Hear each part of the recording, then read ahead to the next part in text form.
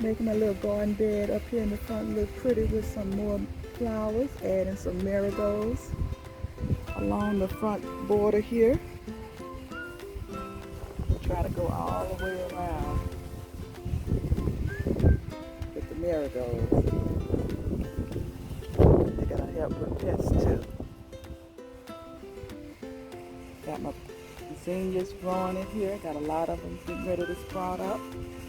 Make this little garden bed area look pretty with some flowers.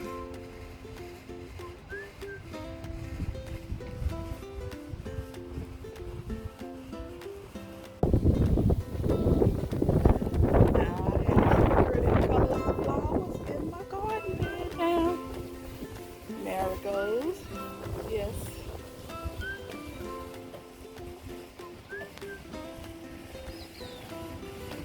Over here with my watermelons.